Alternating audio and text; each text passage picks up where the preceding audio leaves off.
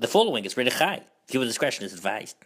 The Jewish position on positions, it's a free-for-all? If you want to swing from the chandelier, make sure it's bolted in.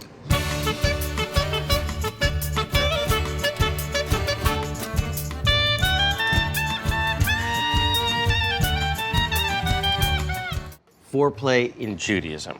There's a great text. Oh yeah, this is an amazing text. The Stipler Gaon, he was a 20th century rabbinic scholar, lived in Israel. He was recognizing that a lot of his students were trying to be ascetic and holier than thou and saying, well, sex is for procreation, I'm going to go, wham bam, thank you ma'am, roll off my wife, go to sleep, and that's it.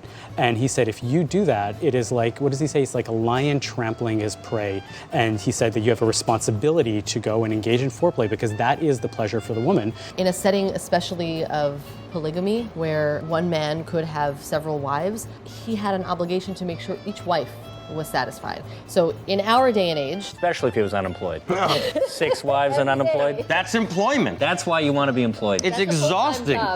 In the ancient world, there was a belief that the seed of the woman was also required. Whatever they understood about science was not what we understand today. And if she has her pleasure first, you're going to have a male child, which everyone would have wanted. So there's like a deep irony there, protecting the rights and the pleasure and the needs of the woman. Even in an ancient sort of patriarchal society, we can say in the 21st century, it really is an incredible sense of generosity to the other, that in the act of sex, one partner is thinking of the needs of the other. That's an egalitarian statement.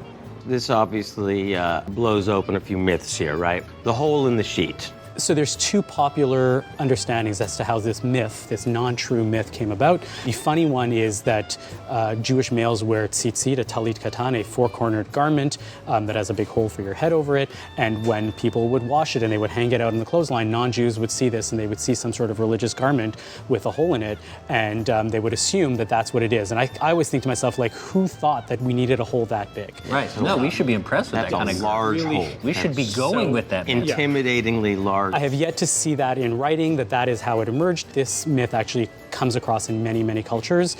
Any culture where you have an ascetic society, there's this assumption that you have to have sex with a hole in the sheet. It's not just in Jewish society. For some reason, it has stuck to the Jews, just like a lot of things do, but there is absolutely no truth to the hole in the sheet. I will say along those lines, there are Kabbalistic notions, Jewish mystical notions about sex, some of which say that the couple should be only naked, fully naked, in order to have sex. No socks.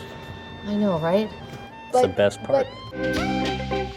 Well, this is interesting because I'm curious about the Jewish approach to kink. What's fascinating about the whole world of BDSM, or as in the Orthodox community they call it 50 Shades of Black, there's definitely this notion that we should not even pretend at doing things which are, inappropriate. You should not pretend at violence. But if you trust somebody enough to let them tie you up, then you're basically saying, I trust you implicitly and explicitly. And how does that not fit into the ethic of sexuality as we've been talking about? So do you want to play at non-consent? That's the question.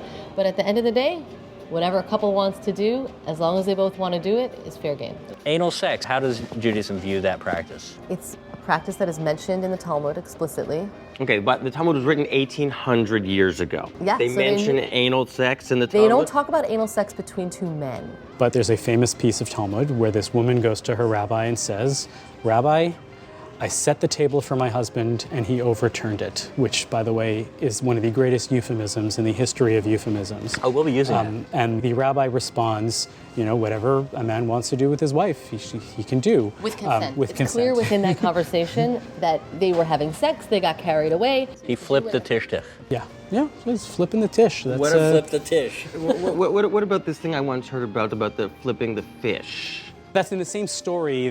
Because again, we're dealing with, not necessarily with the ketubah, where there's the perception of an acquisition of the husband. The husband is acquiring one's wife. So the upshot of the story is where he goes and says, well, if you buy a fish from the fishmonger doesn't tell you how to cook it. You can boil it, you can steam it, you can fry it, you can do whatever you want. So how is this different from a fish? It's comparing the woman to a piece of meat.